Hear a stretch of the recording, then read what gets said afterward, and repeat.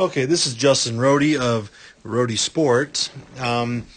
This video is a rather famous video. It's been on YouTube for many, many years uh, that I did back when I was throwing. This was right before I went big. I had a season I bumped around just over 20 meters. Um, and then in 2012 was when I went over 21. I think in September of 2011 I went 2017, 2019 at a Counts meet late season, and then we went 2070 in December, and then we were over 21 by April. So this was right before I was ready to go big, and this video, I'll just play it through a couple times here. This was my attempt at showing the world the difference between true bent leg throwing and if you try and lift the ball at the end. Okay, with my technical method, there's no lift on the ball at the end at all. Everything is flat rotation, linear direction, no change in vertical disposition of the throwing mechanism of the body at the end. Okay, and at this competition, we got really good evidence of, what happens when you make a small error with that right leg in the final. And the difference was 2006 versus I think it was 1946 the other throw. So this analysis was kind of missed by most of the world when watching the video. And so now I guess we'll do a voiceover and talk about the difference here, okay? And part of this is people ask me, they say, well, how do you know your way is the best way? And all I can say is that I have years and years of data of throwing, and like we're talking well over 10,000 releases a year for 4 or 5 years straight. And we would have training sessions where you're throwing, you're making the same mistake, then finally you do it right, and the ball goes almost a meter further. It'll always be 70 centis to maybe a meter 25 further based on one small correction, and it was always in relation to the vertical displacement at the finish of the throw. Okay, so let's go through. Both of these throws are pretty good on the entry and the middle. Today we're just going to be focusing on the finish here. Now I know I kind of got some letters and stuff in the way of this video, but we're going to work with the original here. So in the finish of the 20-meter throw, you see the right leg continues to rotate under the body. Okay, this is very much like you can see some of the javelin going on back here. The right leg in the finish of the throw is very much like the penultimate step in the javelin. It has to be kind of a soft right, where you're mostly passing through that center position. You're not really slamming the foot down. You're not really grinding the foot on the ground. You're more or less just pivoting the body around that central point, okay?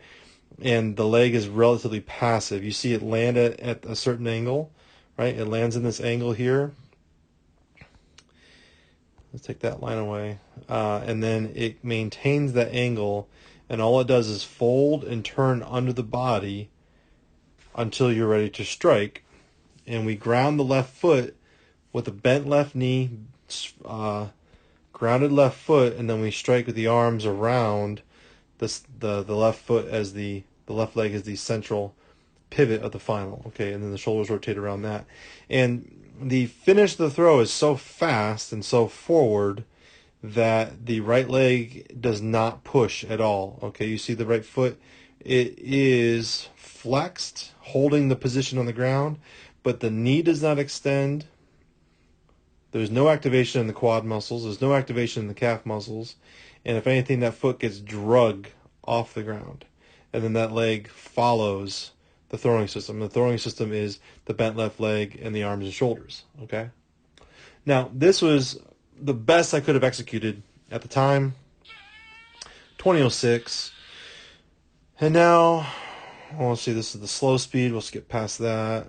And now we have the 1946. Okay, so we come through this throw, by and large the same. We might come up a little bit more here, which is probably why it sets up the jump at the end. Now we come into this position here. Very similar to the 2006 throw. The right leg starts folding under. We see more calf activation in this one. And then right through here, you can see that foot push, okay, right there. That's not being drug. That foot pushes right there. And when that foot pushes, what happens is it makes everything go up a little bit. It makes the entire right side go up just a little bit, which causes you to misalign on the shot. Okay? And because we went up, we also shortened the distance that we had available to accelerate. So we actually end up leaning back more on this clip too. Okay, we lean back away from the throw because we decelled by pushing up. And then the ball comes out slightly off the hand, and we get the difference of almost a meter between the throws. So it's a fine thing. It's a very small thing that we're looking at. The trained eye can see it right off.